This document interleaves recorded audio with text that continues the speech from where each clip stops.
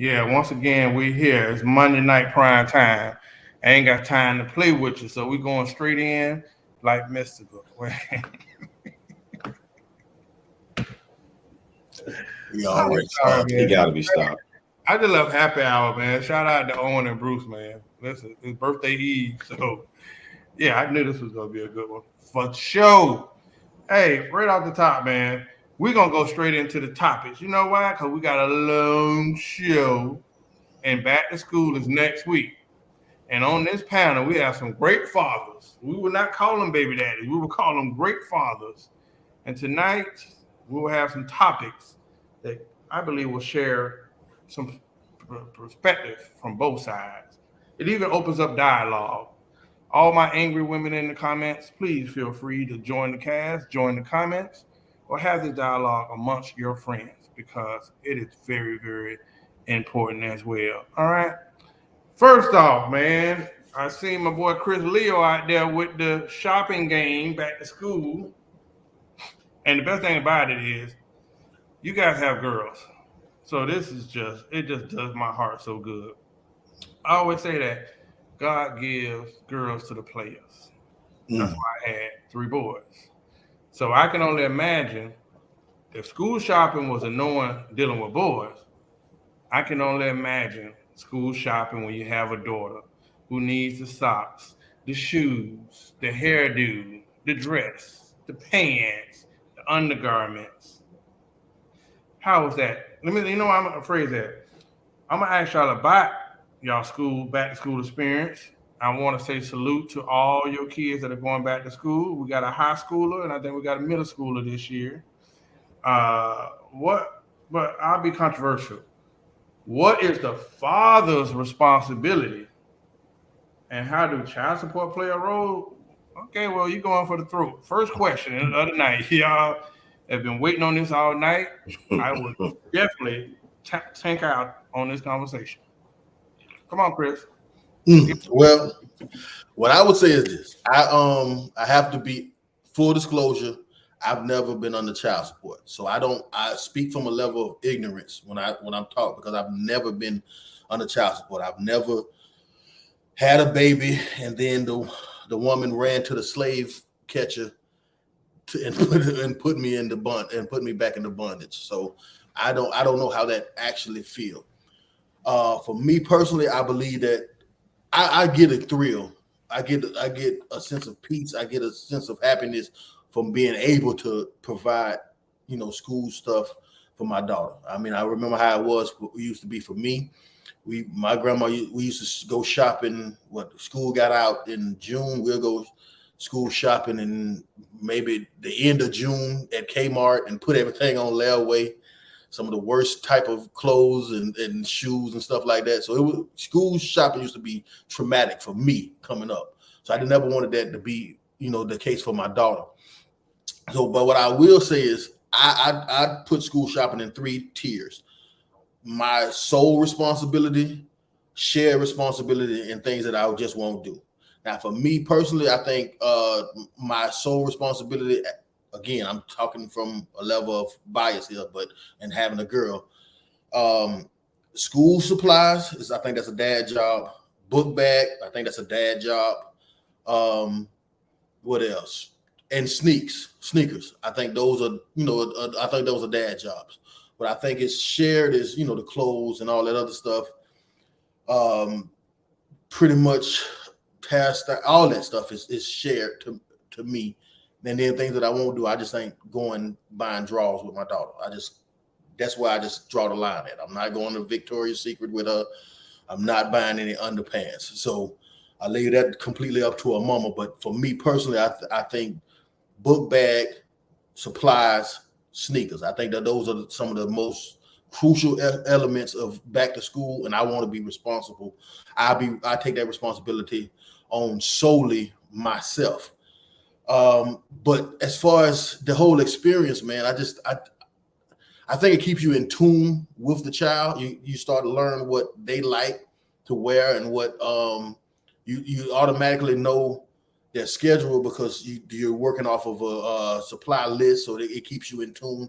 Sometimes when you're when you're not the primary, well, you're not the custodial parent, sometimes you can, some of the information isn't given to you. Well, I don't want to say given to you, is not available as openly as the custodial parent. So it keeps you in touch with the child. As far as child support, like I said, I'm biased to that because I've never been on child support. So I would like to ask you guys, who are the child support alumni, I would like to say, watch your mouth. I have a lot of homeboys that feel as though, hey, take it out of child support.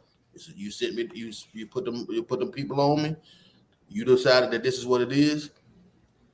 You take it out of that.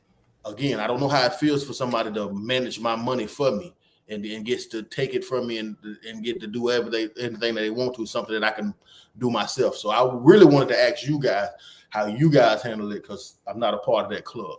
Not to say there's nothing bad about it, but I just ain't a part of that club.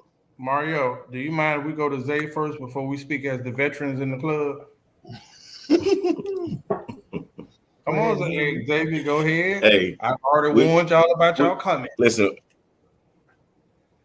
I ain't worrying about no damn comments, man. The truth is the truth. But I'm in Gladiator School, so when it comes to that, I am the father that is currently on the child support out of the group of us who has to tackle this problem. And I'm gonna say to you like this, Chris.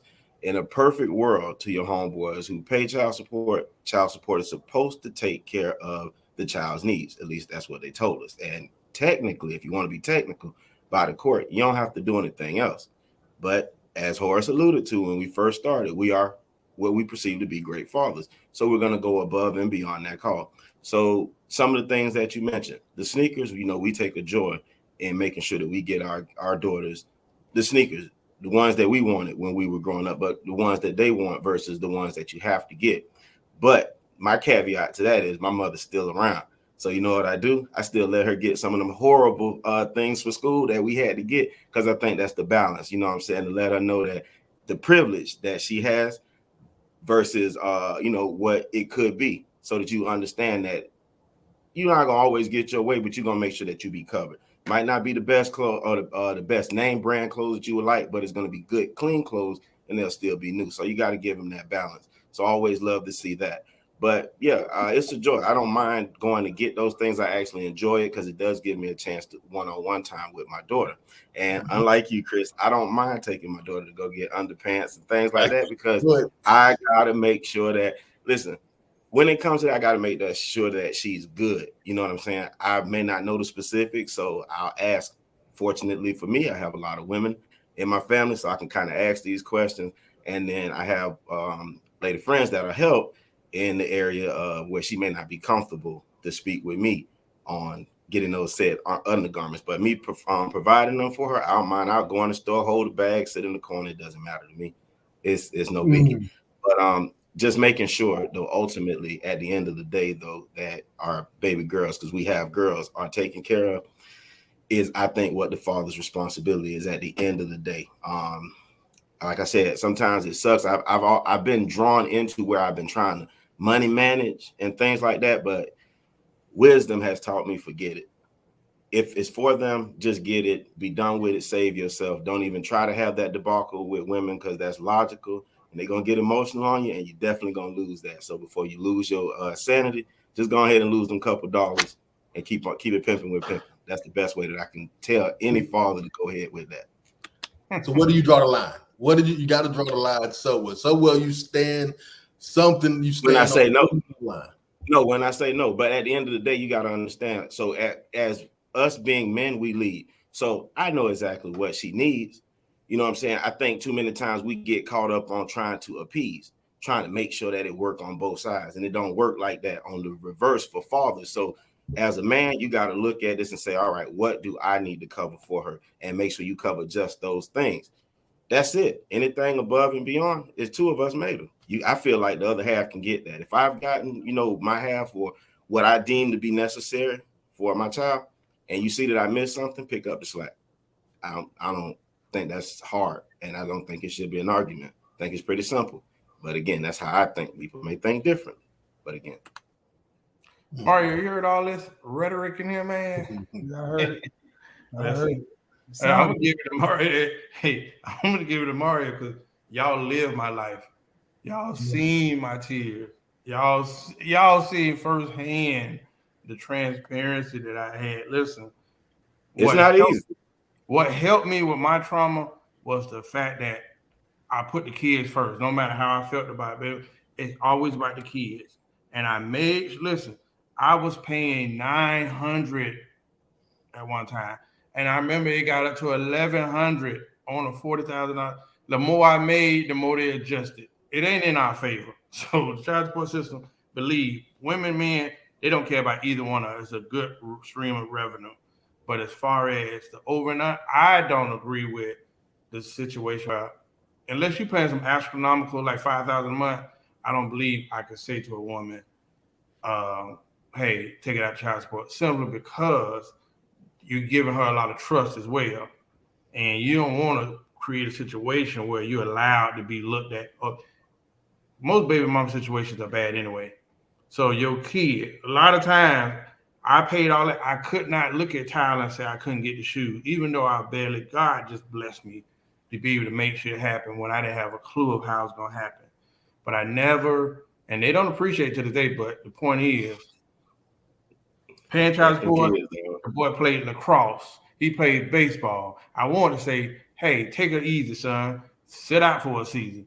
Baseball, football. He played every goddamn thing. And then he kept growing. The boy had like a size, whatever, you know what I mean?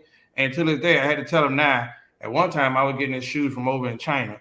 But I had to do what I had to do to make it happen. You know what I'm saying? But the point was, I made sure. They made sure they never felt what we were going through. You know what I mean? It was a time where I wanted to drive my truck through a house, but I made sure they never seen it, at least on my part, bro. So that's my advice, if any, or just my part to share. I'm going to give it to the wisest. You supposed to be gave it to him the first time, and then the spirit took over you. He did that whole monologue. I need therapy the first time. I need therapy, bro. I went back there, y'all. I was crying, boy, a lot of days.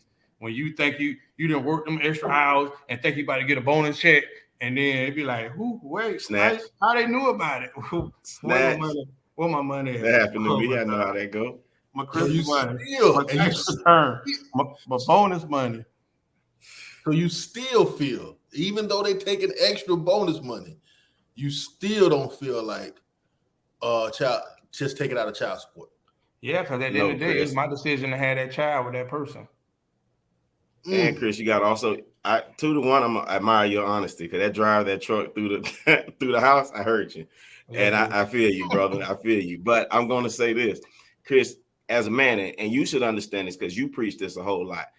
At the end of the day, that child don't know nothing about that like that for real. They do know who did what because of what they see. Damn what you told them. So you got to always be the example. And it hurt like hell, but who said that being a man was easy?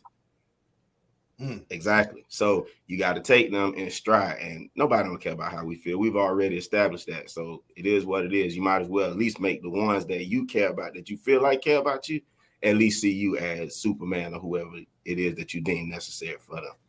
Okay, but before Hard It Goes, we're going to have to, after Hard It Goes, we got to tell how we feel about the guys that feel that way, that actually feels that child support, take it out of child support. But I'd like to hear what you got to say, Hardy. I'm sorry, Hardy. Go ahead, man. Give us some wisdom. Yeah, I don't really got none. I lost a long time ago. So I see people, I'm the guy that came back from the war with no legs. So I don't. So when people say they crying to me, I don't hear that shit, because I never had a chance to not be on child support. Right. My baby was born on the 4th. I was on child support on the 7th. So I never had a chance. Oh, he froze not at this time. Roll time to freeze. I know you're saying some wise things right now. That might help a couple guys get through. That might be the FCC. Or they involved. All right, come back to me, man. What you call it in a sniper? Yeah, because the worst part is they just passed a law that you get on child support when the baby in the belly. In Atlanta or in Georgia, I mean. Google it. No, you can be on child support before the baby is born. That thing they just passed it last week. Hard to come back, my man.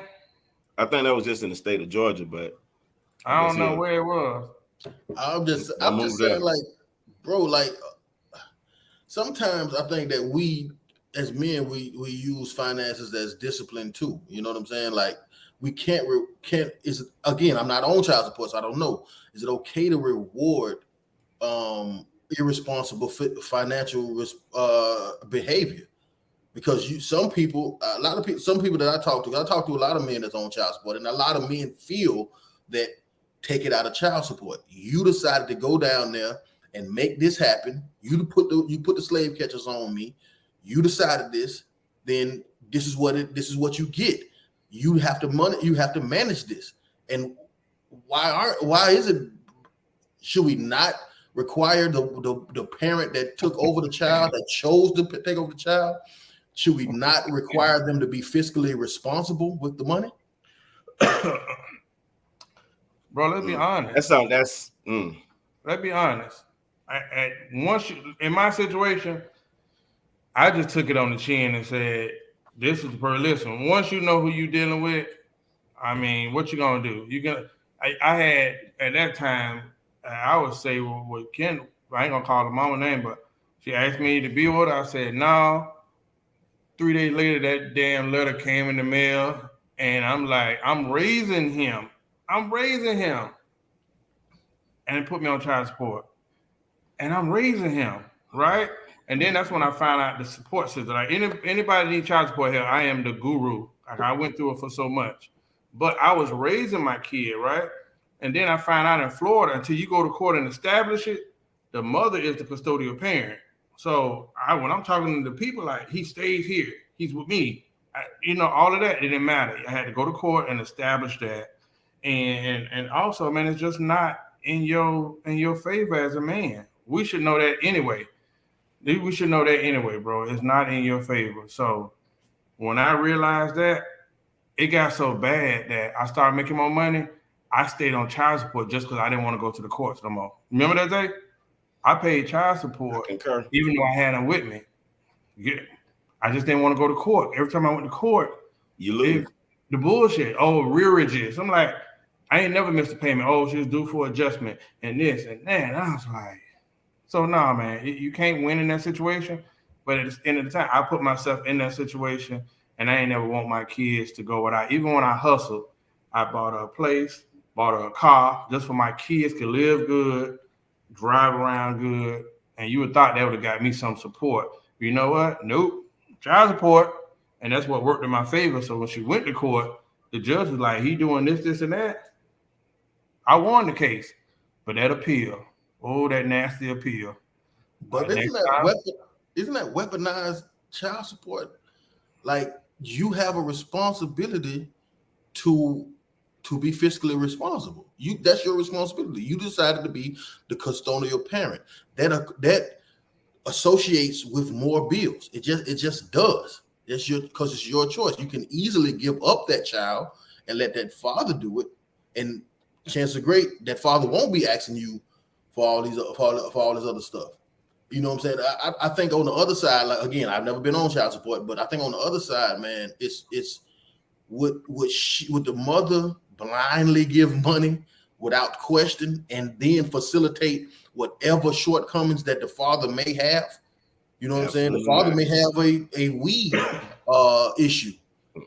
When we give child support, we never know so a lot of times we don't know where that money go, and it gets put all inclusive to everything facet of the life. So would you think if the woman knew that the man had a weed habit, using child support money on it, do you think she would facilitate school clothes after that? You know what I'm saying? Like, is we weaponizing child support? Yeah, because listen, how many, let's be honest, how many stories you heard where once the dude said he didn't want to be with the person anymore, here come the child support. Yeah, on arrival. Here come the attachment, you know what I mean? Or blame the men that say take out of child support? Huh? Can you blame the men that say take it out of child support when that was done to them? No, but you gotta also understand something, Chris, with some of those guys who saying take it out of child support. Everybody's pockets are not the same. That might be all that man has, and he still has to make sure for his other bills, like you said, nobody's covering or checking for him. And the point that you made about them being fiscally responsible, in a perfect world, that would happen. But unfortunately, we're not in a perfect world. So as a man, you can't even focus your mind on that, because you will run yourself crazy. Just make sure that you're just paying it. You know, it don't matter if you're paying it late or whatever. Something is better than nothing. Just pay it. You know what I'm saying? And do what you can. That's the best way to everything's about mental health. You got to make sure that this is right, because they'll run you crazy. Especially when it comes to money. I'm sorry, ladies, but when it comes to women and money, hey man, they will run you crazy. They feel like men should always have it at all times and everything else like that. They don't give a care about your bills or what them being fiscally responsible. When have a woman ever worried about really being fiscally responsible? Nah, this is not a man's world. Mario. Yeah, my bad. I'm in my office and I was working on my computer. And I don't know what that motherfucker just started over. I don't know. You turned to the host. Yeah. FCC then said, no, we can't let this get out. That motherfucker just started. I'm talking about the whole computer just started over. I'm like, God. Jesus. Somebody said, I thought the Decepticons came and got you. Like, God. My baby mama must got a job at the Wi-Fi company. Cut it Won't let this get out. Our emphasis is to make sure the kids don't have the same trauma. So that's why I say put the kids first. Mario, what did you have to chime in on? Yeah, no, I was just saying that in the end of the day, I learned early on. It don't matter. See, I said, once I got put on child support, I said, dang, at the end of the day, everything's supposed to be for the child, right? So when you go to court, the court system treats you like nothing you do, it's not for the child. It's being mandated that you have some support, right? So they come up with a number. Most of the times that number is not astronomical. Most of the time that number is minimal, because they just want you to be able to say they're doing something to contribute to the person who they giving like assistance to, right? But the only thing bad about that is this. A lot of dudes do. I do hear a lot of dudes saying, get out of child support, but I pay my bills now. So I understand, unless you're getting hit across the head, which it take a lot, because you got to have a good job in child support. I'll be real. You have to have a good job in the child support market to get hit across the head. So if you're not making no money, you're not getting hit across the head. Because I've been on child support with no job, hustling. I've been on child support with a good job. I've been on child support with a bad job. So you know what I'm saying? So I done been through every level of my life on child support. So I know that when I first was on child support, it was the principal that had me mad. I was young. So I was like 18, 19. So I felt like I'm going to do whatever for my daughter. So my daughter never not suffered. I just didn't pay child support. I was like, bro, you're not going to tell me to have to pay. Then I learned very quickly, you won't have no license, and you always be on the run, and you be in high-speed chases all the time, and you're always going to get pulled over, and you can't really do nothing without no license. So let me pay child support. And then when I did that, I understand I lost. It's that argument over. I lost. From that day forward, me and my baby mama at that point in time didn't have a good relationship. So I'm the kind of person is if I can't talk to you, it don't matter what I do, but I'm gonna do what I'm gonna do. So that day forward, shit, I did everything. I bought everything like she was gonna buy nothing. So I bought the book bag, I bought the shoes, I bought the clothes, I did her hair, I did everything like she was not gonna do nothing. And a lot of times she had 2 book bags. She might have had 2 appointments, but because I don't have to talk to you. See, I'm not going back and forth with you. I'm not arguing. I'm smart. You don't have to. Once the stove, somebody tell me the stove is hot, I don't have to keep touching it and saying I don't know why I'm touching it. It's hot, so I'm not going back there. It don't matter why. It don't matter how. It shouldn't be hot. Somebody should have turned it off. You can say all you want to. It's hot. Don't touch it. So once I learned that every school year we're arguing about stuff that don't matter. It don't matter who right or wrong. Let me do what I can do. So I have this amount of money. Spend all this money on my daughter. And I feel like when I walked away, I did what I was supposed to do. Now, my baby mama might have thought I didn't. Her parents might have thought I didn't. Child support might have thought I didn't. But in my heart, me sleeping at night, I did. I was freshly. So my baby mama never, she could tell you, we argue about a lot of stuff. But one thing we never argue about is just taking care, is financially taking care of Jayla when it came to clothes, shoes, and food. Now, we might argue about other stuff that she felt like I should have did. But when it came to clothes and shit, I wanted to buy clothes. Go ahead. Well, I mean, I live by this code. I don't think that no one should pay someone else to parent. I think that parenting is a labor of love, and you don't get paid for it. I personally take on the responsibility of saying whatever her bills are is my responsibility. If anything that comes from that school, the hair, the facials, all those things that accrues for her, I'm willing to take care of it. That's it, because she doesn't live with me the majority of the time, so I take on that. As far as school supplies and stuff like that, I take pride in being able to buy the book, to be the book bag dad, the supplies dad, the sneaker dad. I take pride in it, but I'm not letting you off the hook. You facilitate also. I buy other stuff. Like the only thing I don't buy is the drawers. I just feel weird about that. But Jorge, what'd you say? No, I was gonna say one thing, and I'm giving back. You taught me this about being a big brother. Being a man is a sucky job at times. The world is upon you. If you're looking for validation and applause for stuff, it ain't gonna happen. That's just straight up. But I will tell you, me personally, younger me, bro, I just put my head down and got to work, and just say time will happen, and that's what happened. I was just like, let me do what I can, start working more hours, do the best I can. Because think about it, I'm paying child support, but I got a whole nother relationship. You know what I mean? I got another family I'm trying to build with, and then I got these obligations. But what I did learn, and anybody will tell you, I learned the laws, and the laws have gotten better from when me and Mario was on it. Because boy, let me tell you, I seen a dude when me and Zay worked down at Citibank down there. But you see, that's what the original child support office was, and they didn't give you no warning. They took it all. They took all the money. You know what I'm saying? So what I learned that, like Jessica said, time sharing. I learned the legal system of it. Oh, that's when I started getting good, bro. And then I found out, I ain't got to have no attorney. I can go down and tell them my financial situation. And because I'm a taxpayer, I can sign these papers and file my cases. And I went in there and asked for a modification. I went in there and went for time sharing and then I went back and went for custody. So men, if you really in Florida law, they don't even recognize you until you legally go in there and do what you need to do. So when I learned that, life got a little bit better, and baby mama started acting better too, because she ain't had the power that she once did. But I always put those kids first, because I didn't never want them to grow up talking about what daddy didn't do, because that was the stuff that I said about my parents. Put up Siobhan's previous comment, not that one, the one previous to that. Yeah, she's saying it's priceless. No, it's not, because the court system put a price on it. The second thing is, this custodial parent thing, I get it. I understand what you're saying. Now, I've never done it for over a year. I've done it in spurts, summers, school breaks, I do weekends and stuff like that. But at the same time, Siobhan don't know how it feels to have to say goodbye to your child, to drop your child off. I get so on Sunday when I drop my child off, I get emotional, bro.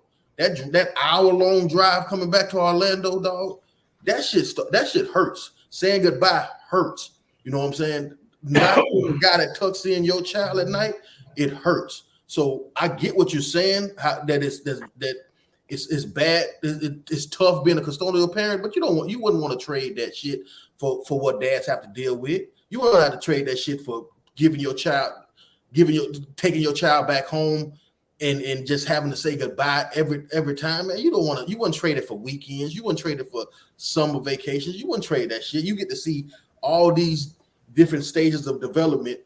But for us, it's like on the outside, and then we always blaming ourselves, like, well, damn, I did this. Man, no, you wouldn't trade that shit, man. So I get what she's saying, but being a dad, man. But no, man, you wouldn't want I guarantee you wouldn't switch shoes. You damn sure wouldn't get that child to that father, and you be the one coming to pick them up on the weekend and then dropping them back off and drop every weekend. You got to be super dad to cover up for a fucking whole 5 days that you just missed. This now, but on Saturday and Sunday, because the hair appointment is on Saturday, that took half of your Saturday up. and now Sunday 6 o'clock you're taking her back before she could be at home at a decent time. You don't want to trade that shit, man. That shit fucking hurts. But right, you know what's crazy about it? We know what's crazy about that, Chris, is they don't think about that. But again, it's who felt it knows. You know what I'm saying? When it comes to that, you said about if they're not able to take care to get, relinquish custody to the parent that can't, they're not going to do that. It's what Horace said. It's that power thing. And plus the benefits that comes along with it. Not saying that that's the sole reason that women have kids or anything like that, but it's a lot of perks that come to that custodial parent. So it's a very touchy situation. You won't get it, but you did hit the nail on the head with the hammer. We're trying to cram what you guys get the privilege of. And I need you to understand, ladies, that is a privilege. Because if you ask a lot of guys, yes, some of them will shy away, but a lot of us will step up and be like, come on, bring her here. Give it here. If it's such a burden to you, if you feel that way, if you need that, bring them here. And then the conversation changes then. You know what I'm saying? It's not the same oomph that you were given when I had to do this. I got to do that. Let me take that burden up off of you as a man. That's a whole nother other situation. So we won't even enter that. But you got to think about those things, or at least keep them in consideration when you do have guys that are doing. But, I digress. I don't want to run long. I know we got other topics that we want to touch on tonight. Well, let's be 100. You have to be accountable for the decisions that you make. And if you think you got a bad baby mama, a lot of Negroes put their joy juice in the most crazy, unstable people ever, right? So yeah, you got to pay for that. I paid for that. I'm gonna tell you one thing I did, and men got to play for keeps too. I stayed in a relationship 5 years longer than I should have. You know why? Because at that young age that my kids were growing up, I wanted my kids that was 0 to like 6 years. I wanted my kids to know me. You know why? I couldn't handle the thought of my kids being under somebody else's roof. So think about that. I stay in a relationship because listen, my kid, they can't communicate with me his feelings or thoughts. I don't know what's going on in that house. I got to trust this woman. I didn't want to put my kids in a situation where they growing up in another damn household under somebody else's roof. So yeah, I ain't gonna lie. I stayed in a relationship until they got to an age where at least they could communicate, and hell, especially nowadays, fellas, think about that. Women make bad choices with men. Let's be honest. Facts. Sorry, I'm gonna say that. Your kid that she take care of is gonna be on that roof or be around people that you might not know about, because she ain't gonna tell you.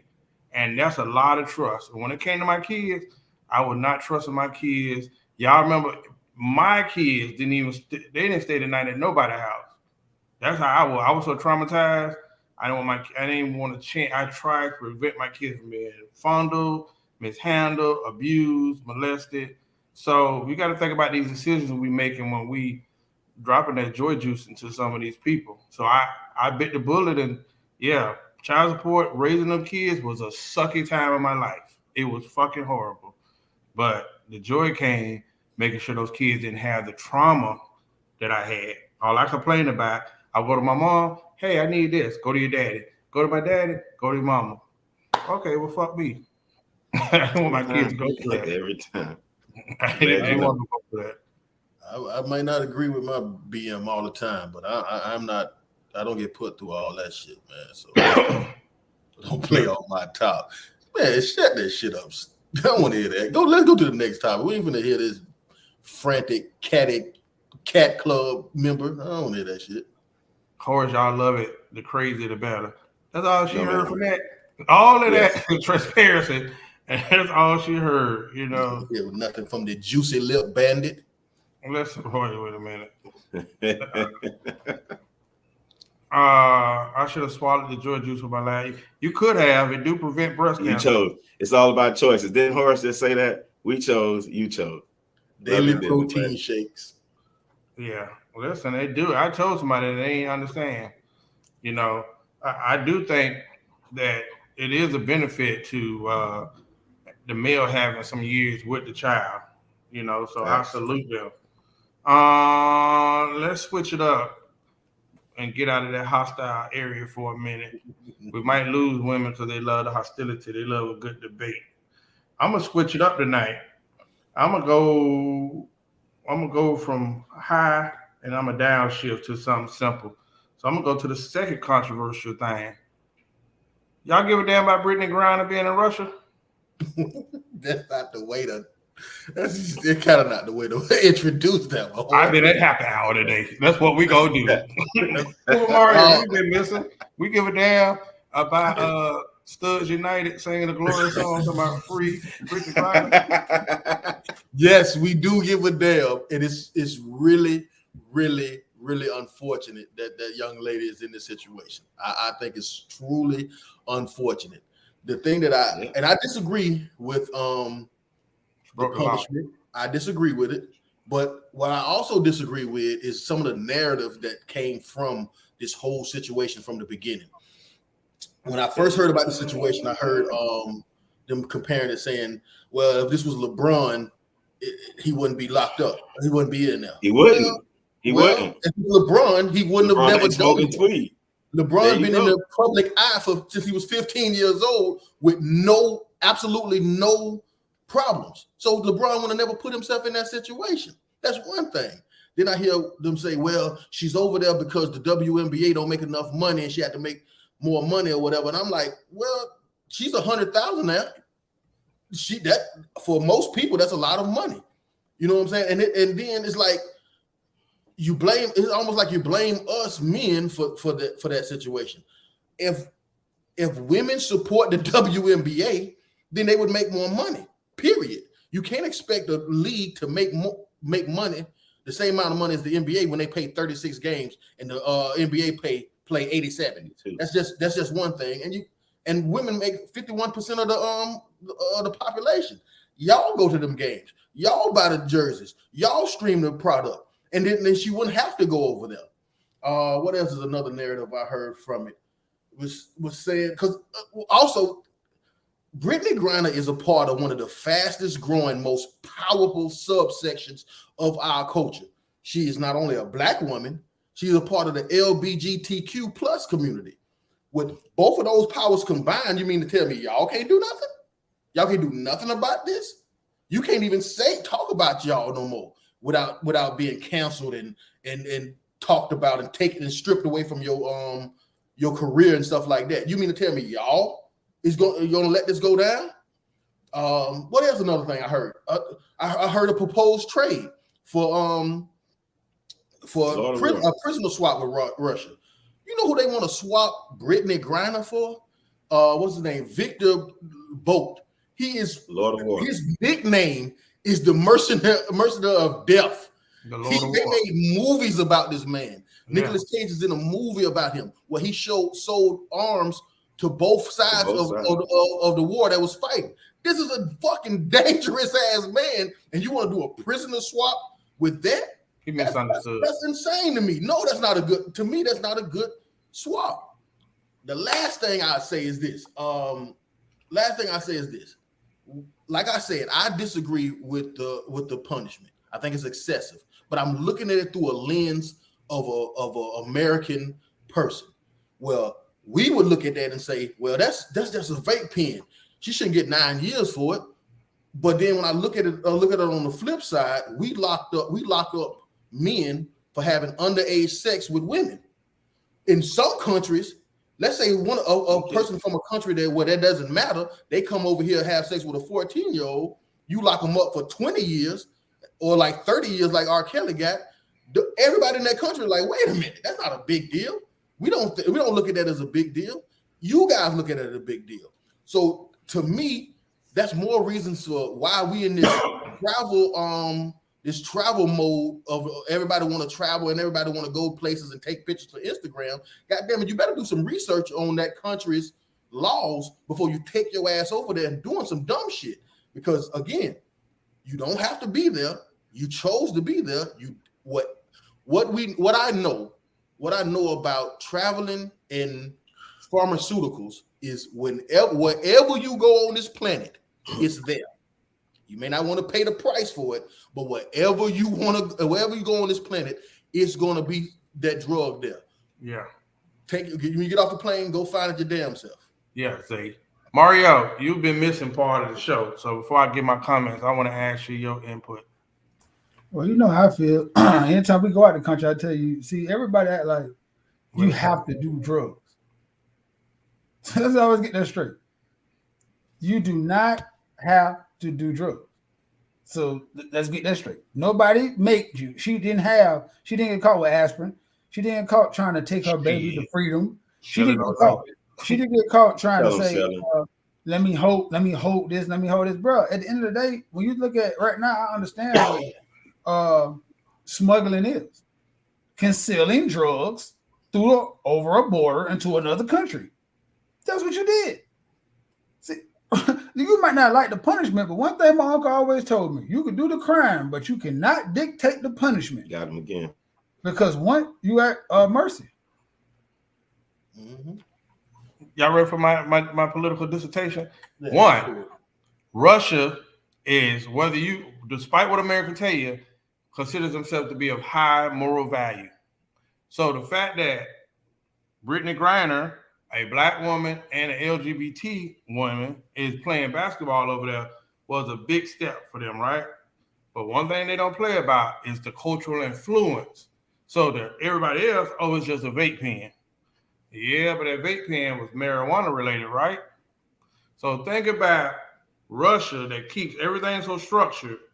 Now we kind of getting soft where we're allowing somebody to come in and a celebrity who now people see that this might be a new problem for us over here in Russia, right?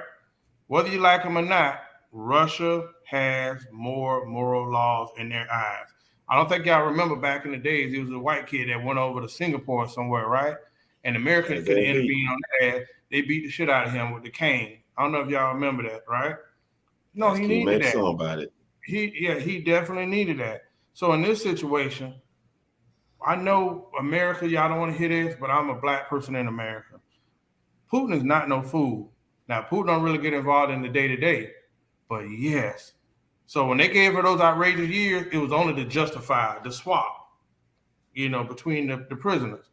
The Lord of War is valuable. And at a time like this, man, they can say what you want about him, Chris, but if you ain't never watched the movie or heard his story, I heard the story. Oh boy, he's a needed guy out here right now. So America, listen, both of them are playing their hand. They gave her that sentence to justify why, hey, we're gonna swap them people out. So Russia probably knew what they was doing from the get-go. I want to know this though. Not to cut you off. Like I think Zay, I don't know, I want to quote Zay, but I know I heard Chris say that you feel bad for the sentence. I feel like it's a bit much, but I'm looking at it through my American eye. That's why I made the analogy about other countries and how they feel about underage sex. They may look at that as not a problem, just like we look at vape pens as not a problem. But that's not what that country looks at it. That's the only reason why I say it's excessive to me, because I'm looking at it through a Northern American mindset. Not as of 2022, because 3 years ago, if you get on a Delta plane and I get caught with weed going from Atlanta to Florida, that's traffic. That's 10 years. Yeah. So I just want to know, like, it's so crazy. Like, people act like you don't get, like, that is trafficking. Like right now, if I go from Orlando to Florida to Atlanta and I get caught on the highway, my homeboy first charge did 7 years. So what are we talking about here? You cannot cross borders, fuck states. I mean, fuck countries. Mm-hmm. You just can't be riding around with weed. Like, you cannot. You got on a plane with weed, man, into another country that hates us. And everybody like, that's crazy. You know how many niggas locked up right now for that same thing? What about the culture here in America? Right now. I know too many niggas that I got caught with ounce of weed, and they said, well, you went from South Carolina to North Carolina to Florida, so you trafficked 3 straight, and he was smoking out of it. Gotcha. 9 years. Yeah. Yeah, like this don't happen every day here. Nigga, you like you said, Chris, you could have waited till you got to Russia and bought weed. Every vape pen that you wanted is in Russia too. Well, it's done.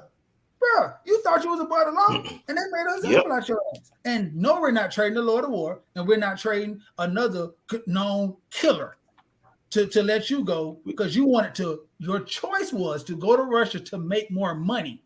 You were not forced to go there. Once again, if you don't like Russia's rules on weed, you didn't have to go play there. So all these are choices. America does not negotiate with terrorists. That's why this world's so fucked up right now, because dog, we make so many choices in life right now, and everybody look for a reason to give somebody a way out. when you made that choice? What happened to standing on what you did? You did that shit.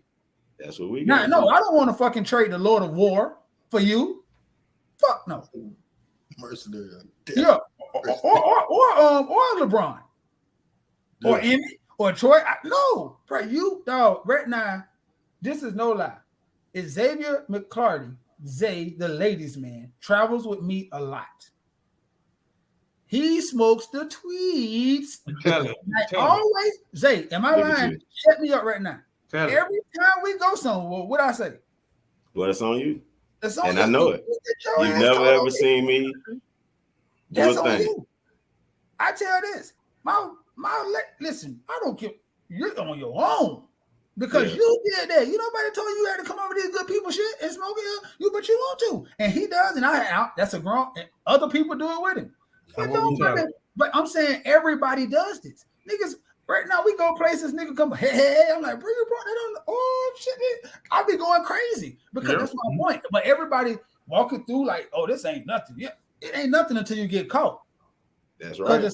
God forbid, I never hope my dog. Don't get me wrong. I don't want this to be taken out. I don't never hope my dog. But right now, the same thing. They get caught, and we just went to Puerto Rico. He get caught. Man, they slammed my dog. Say that's fucked up what they did. What? So did not when your passport say no drugs. When you walk in the TSA, it say no drugs. When you get on the plane, it say no drugs. So fuck all them signs. I'm doing drugs. What we do though, when we take a flight, no. When we take a flight, we go through TSA. I wait. I said, "Oh, okay, you made it through." I've never tried. I've never tried. No, not you. No, not you. I ain't saying bring it there because you're gonna go find your man. I'm saying, but we know it's good people on trip, and I've been blessed. Like, bro, why even try that? Just wait till you get here. Why even try that, bro? Why? I'll be sitting there looking like, bro, that was the dumbest shit in the world that you just did. You just got on these people plane and went to another country, and you could get caught just to sit there and do this.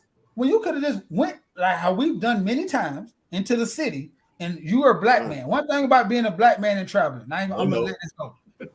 Every nigga will sell you any drug in the world in any country because they feel like no black person is the police.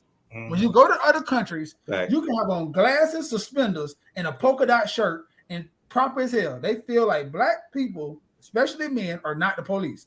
They'll willingly sell you drugs in any country. Really, girls, black girls, they'll sell them. Yeah. So, see what I'm saying? So they're trying to woo them. At the end of the day, it's no excuse, bro, except for you feel like you're above the law. And sometimes when you feel like you're above the law or you feel like, fuck that shit, sometimes the person on the other side of that thing saying, oh, yeah, fuck that shit. And then that's what you get when you get a president who don't like your president or your whole country because you're still an American. Mm-hmm. So yeah, that's just, I don't get me wrong. I don't want nobody to go to jail. That's what the only thing I feel bad. I don't want nobody to go to jail. I don't care. But you can't be giving up people and feeling something like, no, hell no, man.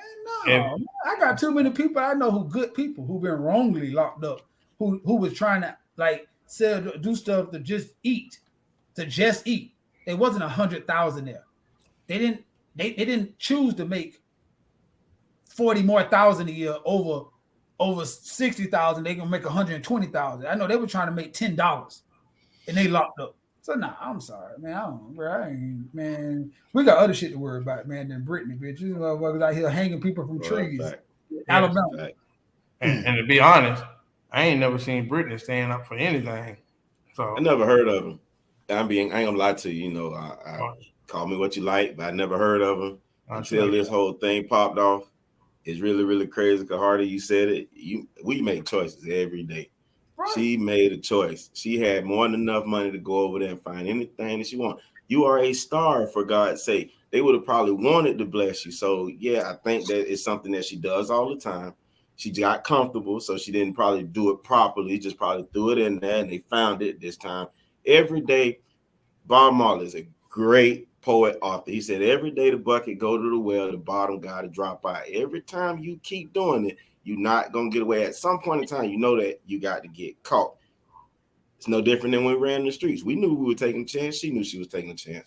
But, So but the only thing, I'll give her opportunity though. I think she did it all the time. I think they were saying, yeah, she do it all the time. So here's our chance to make a swap. Like they facts. played chess. It's political. They played chess. It's political. Like I always tell people, understand, because the police don't arrest you for speeding, that don't mean speeding. I mean, no, they fact.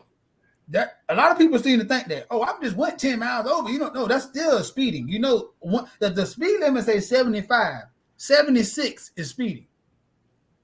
Just because they don't arrest you or they normally don't pull you over at 76, that don't mean 76 is not speeding. Georgia just did a 3-month long, 1 mile don't count. Bro, 75 is, and I hate when people, I wasn't even speeding. Bro, it's 75. Yes, You you was are. 80.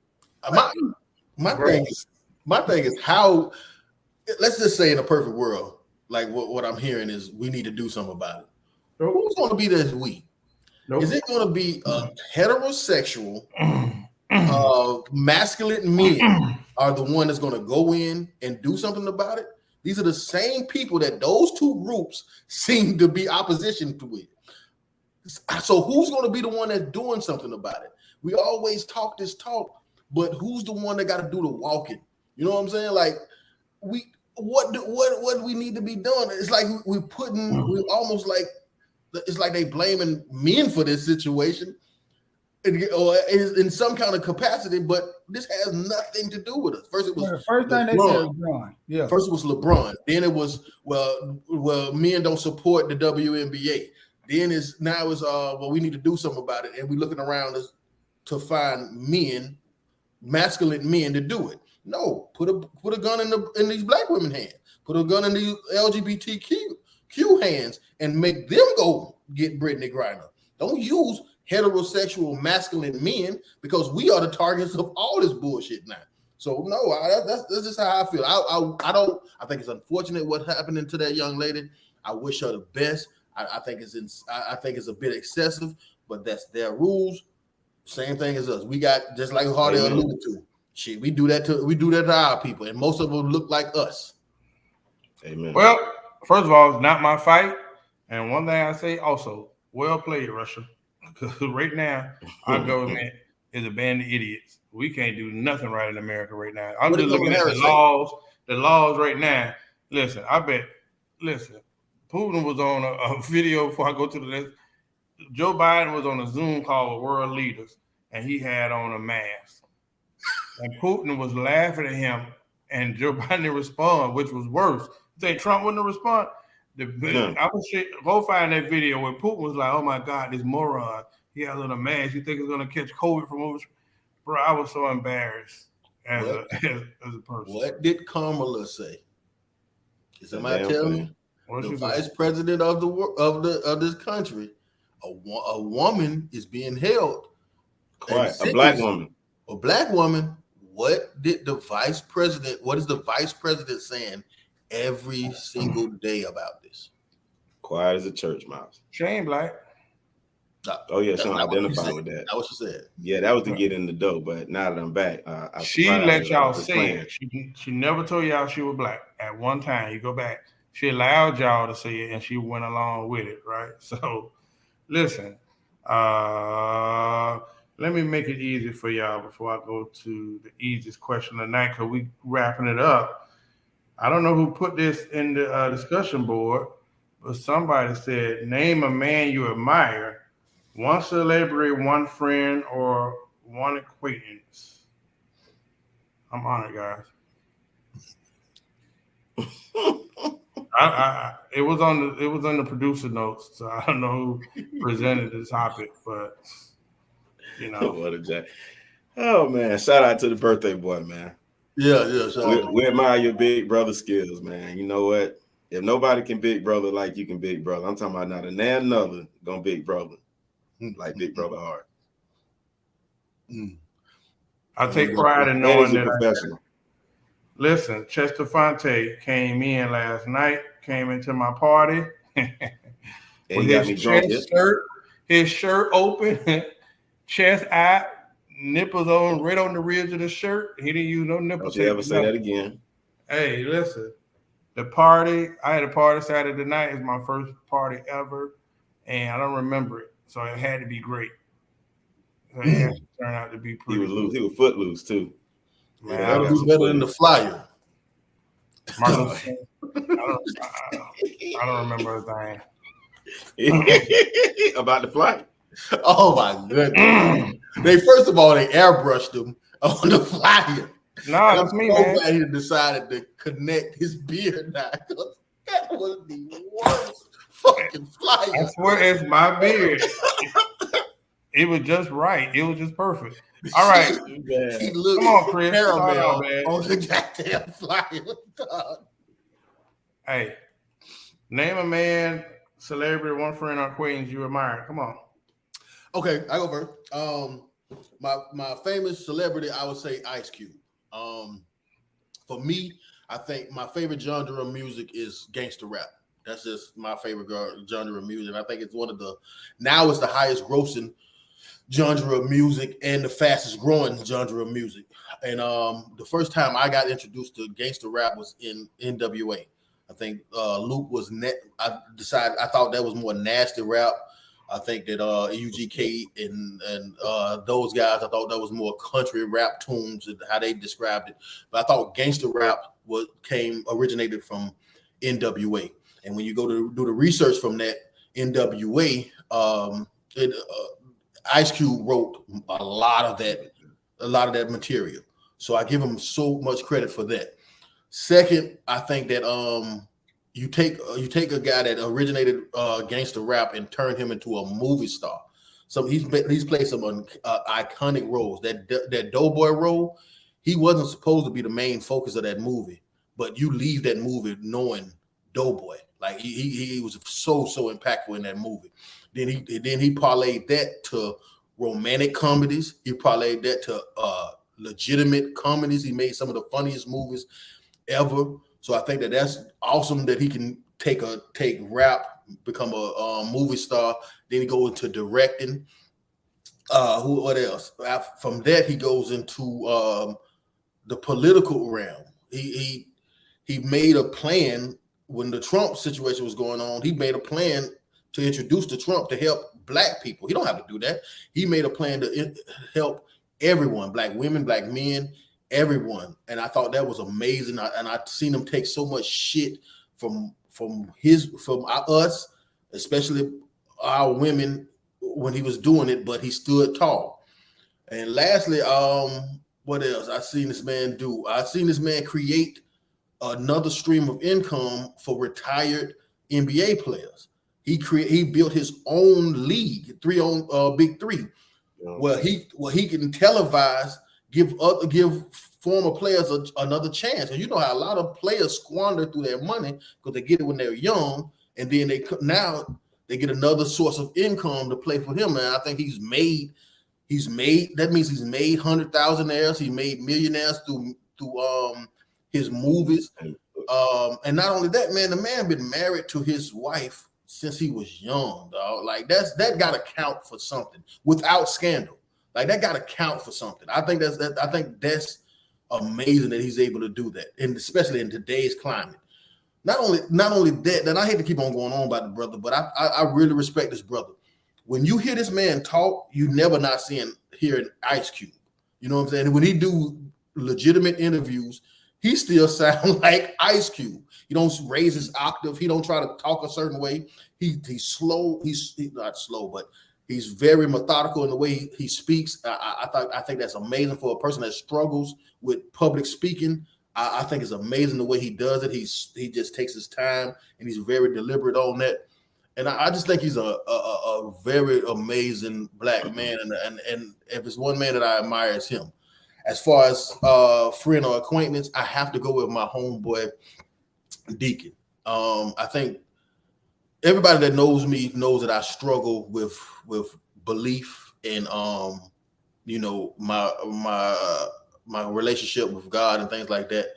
But if it's one person on this earth makes me believe, it's him, because he has a belief that's unwielding. Like, and I know Hardy's belief is the same way, but his is unwielding. And I think I've seen if God makes moves in people's life, I've seen it with this man. Like I've seen him being blessed out of terrible situations. This man was, when he was young, he was in a terrible situation. He got brought through that.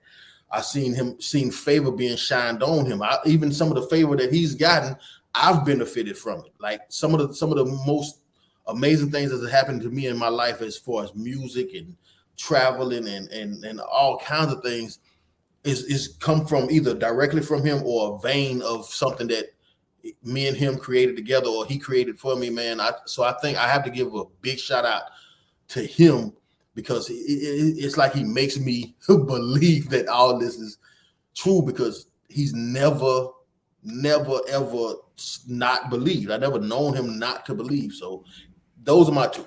So that's what I got. Well, I'll go with mine then, since nobody else ain't spoke. I went with LeBron James. So we were talking about Brittany Griner. They brought up LeBron. LeBron, to me, his character on and off the court is phenomenal, impeccable. Like you said, also another person who from a young age has been in the spotlight without scandal, with his wife, the way he impacts his sons, their life, for their legacy building, and the things that he's done for his coterie of friends that are right around him to ensure that he's not the only millionaire, that he has a strong circle of influence so that when they do run into investments and things like that, they all can be straight. You know what I mean? Instead of one person being strong and having to carry everyone else, we all can come to the table. And that for me was like, that's phenomenal, because that's what I would like to see for myself, with my friends, with my family. Not one of us straight, but all of us straight. And I think he exemplifies that. Plus, again, he's a great basketball player. So, and he's legendary. Like you said, he also, too, I believe from what we've seen, is LeBron. When he's on camera, he's he's good with his word. He's eloquent. You know what I'm saying? He knows what he wants. He goes after it. And I think that for the young men, especially of color, he's a great example to look at as to mold yourself as to what, you can do. So that was that. As far as personal, I'm gonna have to go with our homeboy Big Gregory Freeman. That young man I've watched as well, like you said, go from, man, I don't know what's going on, to the heights that he is right now. And he's always imparted into me positive things, and even a lot of gray-haired wisdom when it comes to life and just situations where I want to crash out or be young Zay. He's like, nah, player. And the one thing about it is he's so funny because he's very quiet. You won't hear him boast on what he's done, what he has, any of those things. And he's always showing love. Like, we know that 50 said love will get you killed, but you know what? Sometimes when he does it and people do what they do, he just be like, oh man, shoot, I was blessing them anyway. It is what it is. You ain't really hurt me, you hurt yourself, because I can't do that for you. And that's a great outlook for us as young black men to have on the world, versus always being angry, thinking that we need to retaliate because someone played with our ego or whatever. Let them have that. That's a character build that shows who you are, and that definitely showed you who they were. And like I said, he showed me that. So shout out to him. Just like you said, Chris, I've been able to do some traveling with him, through a vein of his blessing. I've been able to eat, what I'm saying? I remember my boy starting his company. He had one van. That joker's up to like three or four vans now. But it was one van. He used to leak over. I was his wingman. I just had my daughter. I didn't have a job. I quit hustling because of my baby. He was like, bro, if you get up and get to my house by 7 o'clock, whatever we go make, I'm going to pay you every day. And I would have to jump out. The van leaked oil, so we would be going to high-end neighborhoods to go do AC, HVAC. I got to slide the cardboard under the van quick before they see us so that we don't leak in their driveway. You know what I'm saying? Come back, kind of act like you're putting tools up, grab the cardboard box, put it back in. But all those things built character for me as a man, and I learned that through my homeboy. So I wanted to just say kudos to you. Thank you. If I've never told you that in person, I'm saying it publicly for you. I appreciate you. We know we did some research on your previous employers. They say you are the worst employee ever. Allegedly. Ever. I stay employed. We did a check on you. All your references, and they say, oh, no, this was the worst employee ever. Let me tell you, I stay employed. And they call me back. So it is what it is. It's a love-hate relationship. I learned to work smart, not hard. Gotcha. Sometimes people don't always, understand that they want you to work your fingers to the bone. don't understand that. God bless me with a brain, not the physical. I take it. Mario. Yeah. So I think I start out with a famous person, so it's duality. He's famous, but he actually my dog too. I know him, Abe Elam. I grew up a little bit younger than Abe, so I seen him transition through all the sports we played coming up, right? But I also knew his family, so I knew all his brothers, I knew his daddy, so I knew all the stuff that he endured just being a kid. I remember his daddy used to be out there in the middle of Moore Heights with a speaker yelling at the people and preaching the word, and then he had to go to school, one of the roughest schools, Kennedy, with that. And was a star athlete, but did never let that and did never say that's not my daddy. Or not. I seen like tenacity. So I begin to see that at an early age. I see him have a kid at an early age. I see that didn't stop him, and he still went to college. I see he got blamed for something that he didn't commit, and even the blamer said he didn't commit, and he still take the rap for it and lost everything, completely lost everything. He was back in Revere with nothing. I seen him hang out with his old homeboys. See, they was doing something he didn't want to do. Get the hell away from them. Go back to travel. See, that right there seemed like, damn, this boy, he wanted it when he had every excuse to say, that's why I didn't have it. And everybody would have been like, damn, bro, I feel you. He had every excuse to say, hey, my daddy was this. Hey, my mama didn't have this. My brother this. The world did me this. And that's why I be telling people, man, it's people out here who had so fucked up lives, who still made it. So I don't want to hear your excuses. Shut the fuck up and keep going. So that's one of the people who showed me that. But once he made it back again, one thing I seen him do is go try to give all those homeboys another vision of the world. And one day I was talking to him, he was like, I wasn't trying to give them money. I was trying to give them a thought so they can invoke them getting some money bigger than where we came from. He like, bro, you stay up here now. So you see it. Look at you. Like you see it. You see the world. He's like, everybody, we come from hustles. I just need them to see the world. And if they see the world, it'll get that fire, like being in New York. Like he was in Dallas. He was in other places. I can't think of the place. Kansas City. Like I seen him around. Like he coming to, hey bro, come out. Him and Jay, one of my other homeboys, they real close. Him coming there with all NFL people, and Abe still Abe. White tee, quiet. Hey man, y'all all right? Y'all good? Same guy. I don't care if he with billionaires, millionaires, same guy. I done been at parties and I'm coming up. He like, bro, come on, bro, what you doing? Same guy. Now, you know why? He comes back to the city. And who is he? Same guy who never forgot the city that came and gave him who he is. And he take care of all his kids and a lot of people, other kids. You know what I'm saying? And then not only that, he's setting a precedent for other kids to have what? The way in to lay it without getting screwed over by all these agents and all these other people who came before. For money.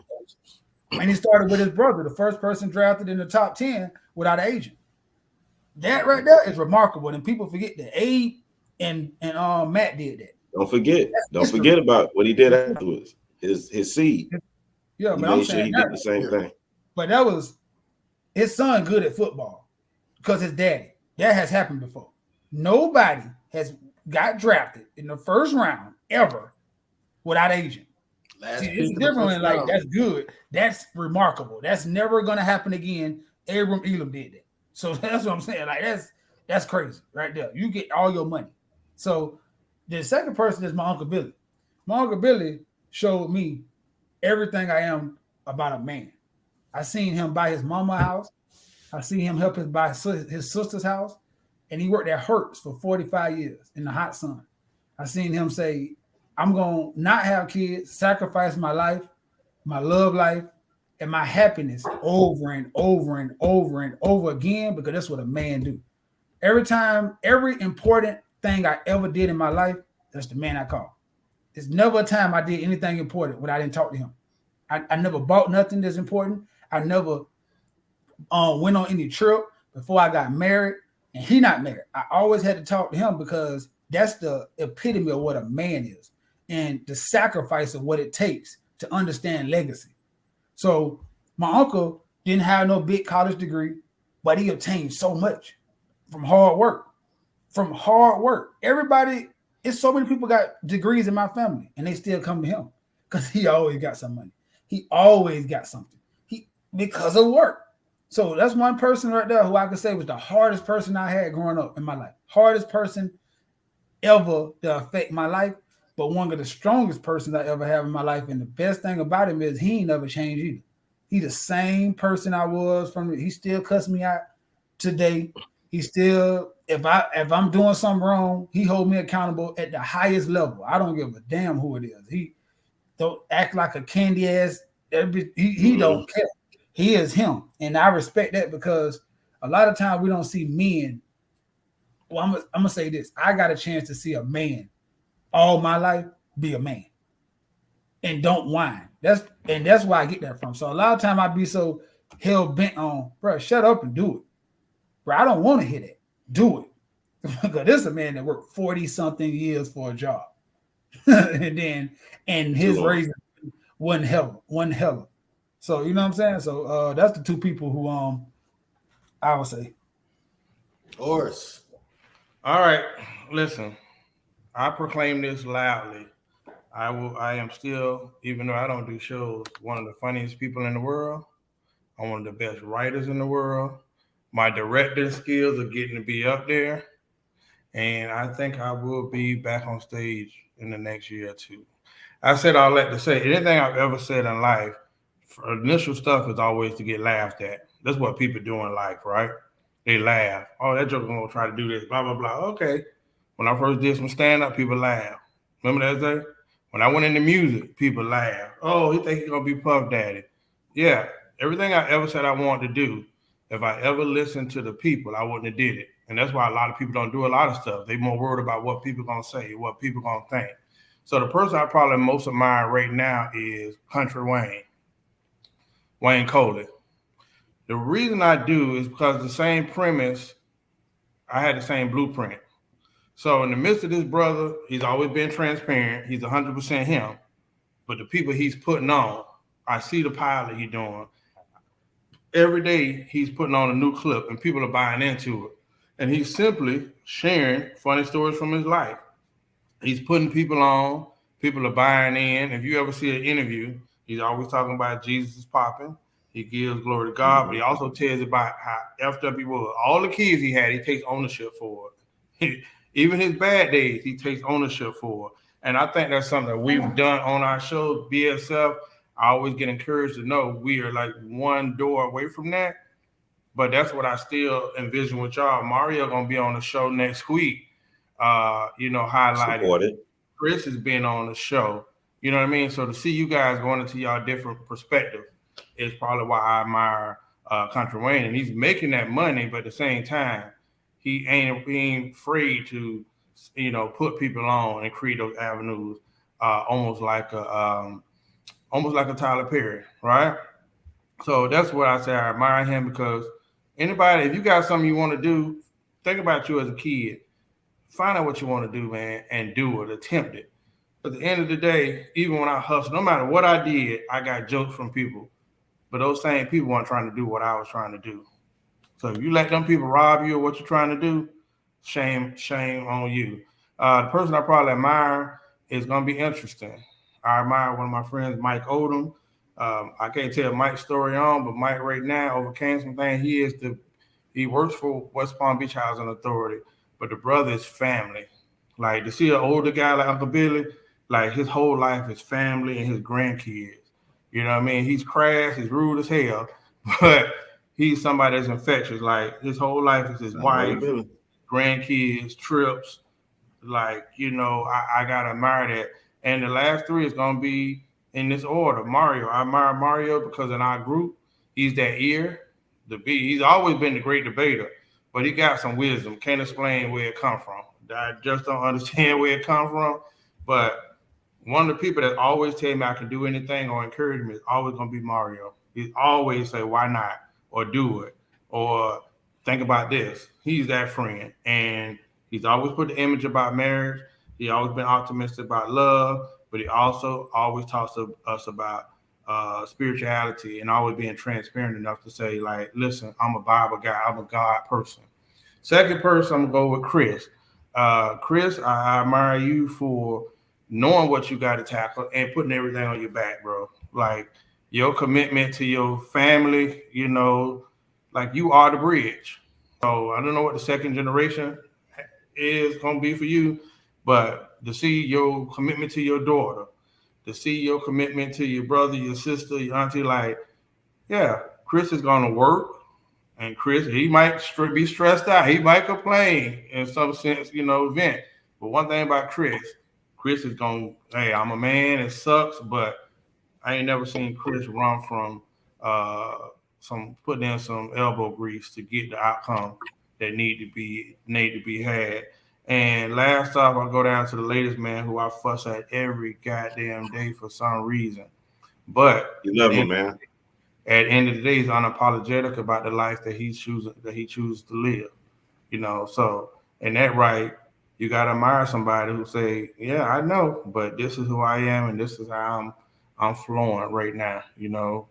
Shit, the way COVID and monkeypox and all that stuff going around, who's to say what's gonna happen? Shit, in fact, monkeys around here throwing dogs off rooftops.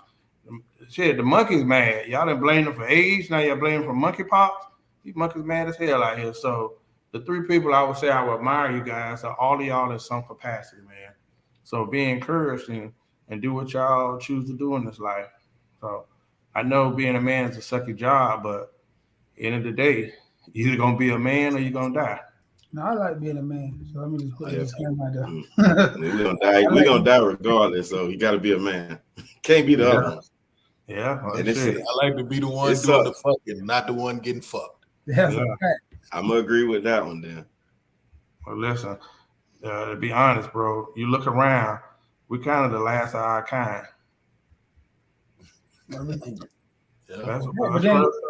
Right, and that's a testament to the change of the world. But I believe that even this little show right here and all the people we touch on a daily basis is going to ensure that we won't be the last of our kind.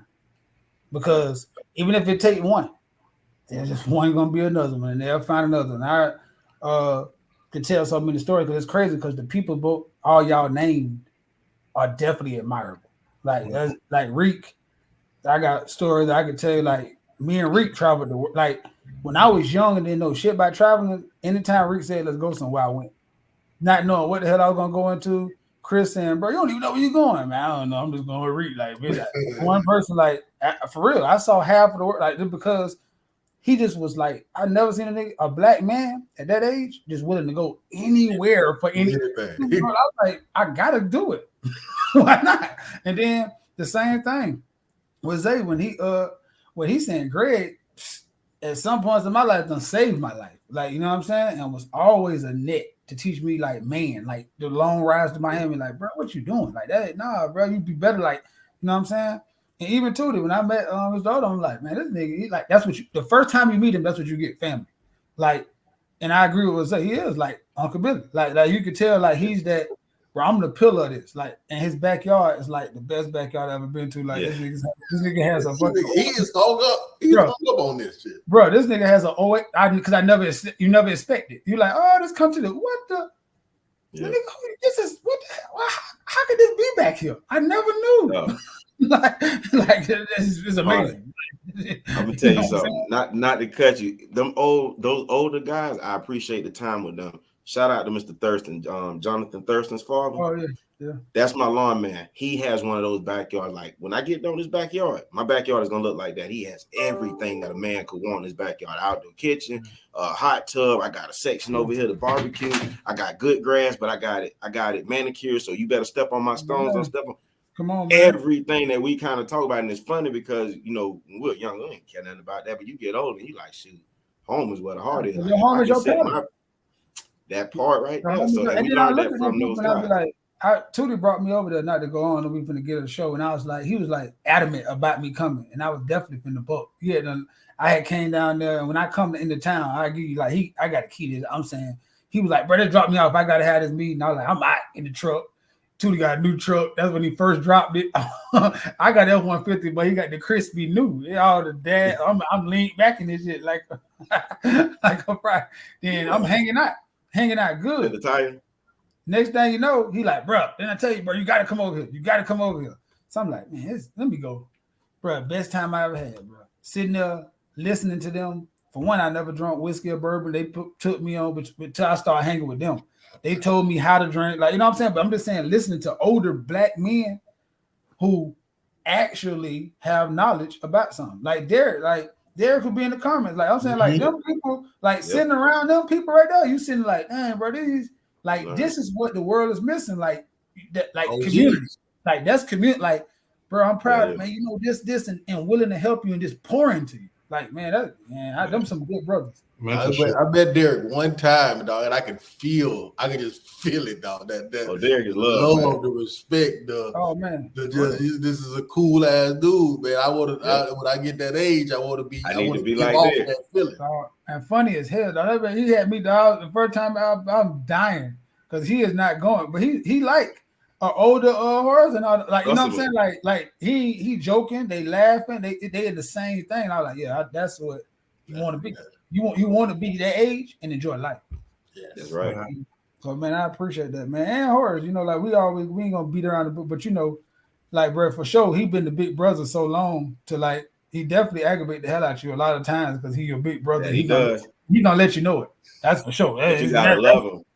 That's the hard part. The first time he came to him. Orlando, man, why you got no towel? That's the only towels you got. Like, damn, nigga, you cussing me out by towels, and you know why you got this, and bro, you know you ain't got nothing at the door, and these are the pots you got. I'm like, bro, I'm happy. I'm showing you my place. And he cussed me out for like an hour. But one thing I can say though is I've never moved nowhere in the United States of America, and Horace have not came to my house. I've never stayed nowhere, and he ain't come.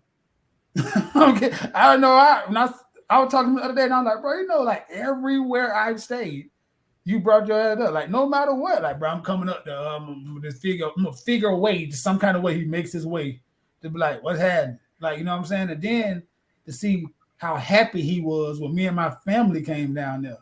Like he was a tour guide. Like I don't stay in Palm Beach. Like, I'm from here. He's like, nah, I gotta take y'all here. Bitch, I know what And I never said this. I'm gonna let Chris and Zay go.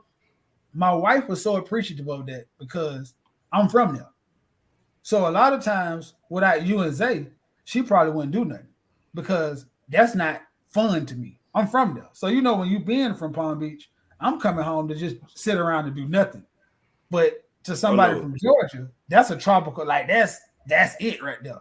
So I thank y'all, that's off the subject, but because she probably wouldn't have a good time in Palm Beach if it weren't for y'all, because the first couple of times she didn't do nothing because I don't do nothing until probably one of y'all called me. So, you know what I'm saying? I know she appreciates y'all so much because y'all the reason why we even do anything down there, because I'd be hell bent on doing not a damn thing. Bro, you know what? At least I save you every time. Don't worry.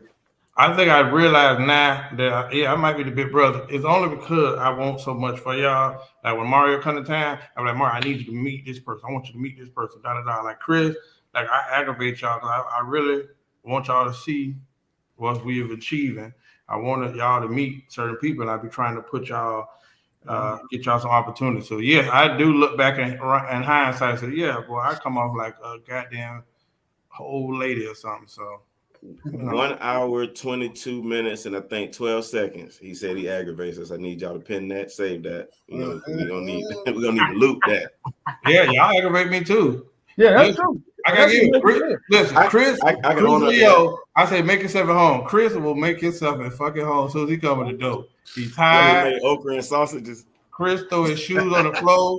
His bed's upstairs. Chris is on the couch, laid out snoring. 10 minutes after he came. Horace naked in that room. Horace hates it. Oh, on the phone with my foot up, feet up, and everything. Just, I'm here. I'm at the crib. Come through. I felt so embarrassed because my son definitely made himself at home. I never this motherfucker busting to the door. We waking him up, get up. Yeah. I'm like, come on, man. Get out of here. And then I'm telling Tootie to tell me to get out. He like, nah, little man, all right. That Tootie trying to cook and shit. I'm like, bro, man, let people rest. I said, man, but you know, we laugh at that now, but I remember a time, bro. I didn't think I was gonna live past 35, 30. Yeah. You know what I'm saying? How we was living. Yeah. So you know what I'm saying? Shit, this a blessing, bro. You know what I'm saying? A real blessing, bro. Look at us now, dog. Listen, I when I first got the house, Chris came and I was upstairs and I didn't know what I just could hear, from upstairs. Listen, I'm hearing the garage go up. I'm hearing all like it's a party downstairs. So I couldn't go downstairs. You up on the couch, man. I'm trying to do something. Going down, man. I'm upstairs like fuck.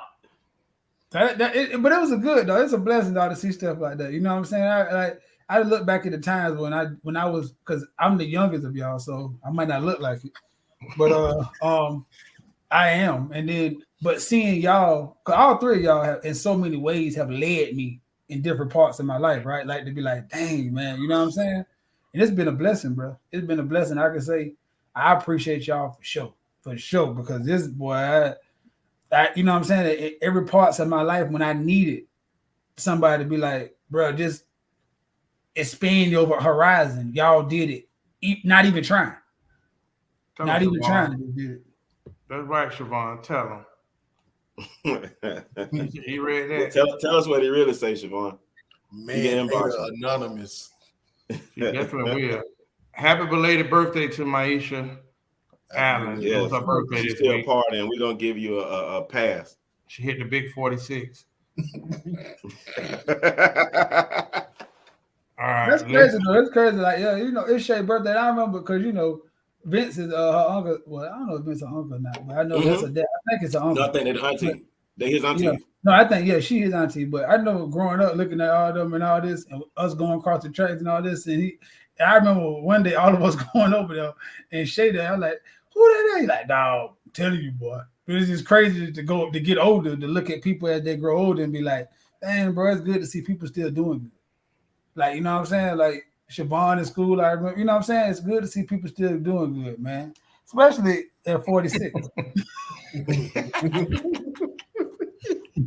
They look good for 46 though. Look good. Yeah, Auntie Maisha. Yeah. Auntie Shay. And she been like that ever since we were younger. She don't play. For real. It must be all the goddamn boxing. Shay Mayweather, happy belated birthday. Hey, happy early birthday to you. Your birthday tomorrow. Yeah, let's acknowledge that, man. I need everybody in the comments to wish my homie a happy birthday. Horace's birthday is tomorrow, and it's a gangster's paradise. It's a gangster celebration.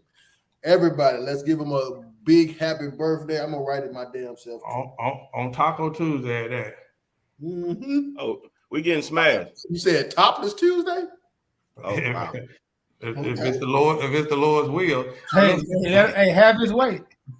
Hey, Taco Tuesday. Don't tell you with a good time. Hey, Taco Tuesday. Yep. No, for real, man. It's appreciation though, man. And that's good, man. To see all of us get older, man. That's all you can ask for in life. Yeah, payback is it?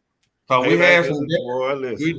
Listen. We had some close calls. Me and Zay almost should be in jail like Ray and Claude for murder charge. For no reason. Well, we got so many stories between Papa, me, Ray, me and Zay. Oh my God, brother. Me and Zay running one night, coming off by the sand pit. We sneaking out of a window.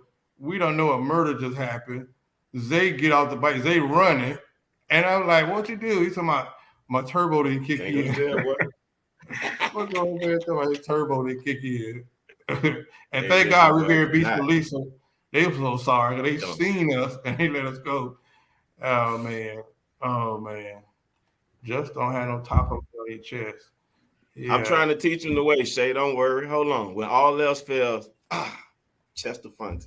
Zay showed up my party with his goddamn shirt open, nipples out, looking like a black area. Listen, man. Listen. Let's go, man. I done gave people chestnuts. Shay missed the whole innuendo about Taco Tuesday. For real. Really. And Shayna Davis has a birthday this month. I just recognize all the Leos, all right? Yeah, so, Leo. Yeah. Monkeypox ain't come to Leo's game. That's a fact, Jack. Leo season. I told my wife that her birthday is yearly. I said, yeah, you know, every time a disease outbreak comes, Leo. Goddamn Listen, line. Shannon Davis' birthday, Maisha's birthday, Chris' birthday. Leo's doing the thing. So, you know what I mean? Hey, we seen Trinette in the comments. Trinity Gourmet, got to give her a shout out. Man, she has been doing so many just from her heart, phenomenal things, especially with nonprofits, events, giving back. So salute to that sister for what she's doing, because man, she don't get the reciprocity she deserves, but hope the Lord will bless her at some point. So we got to get out of here. We'll be here all night. Okay. Siobhan in there. Shout out to Nikki. What in the world? Her birthday, Nikki George down there. Her birthday. Siobhan is 8/12. Okay. Siobhan 8/12. That's why she's here. Nikki George. That's your Leo. Yeah, Nikki. Yeah. Now I make all the same. Related, Nikki. Yeah, shout out to Trent, man. We gotta get out here.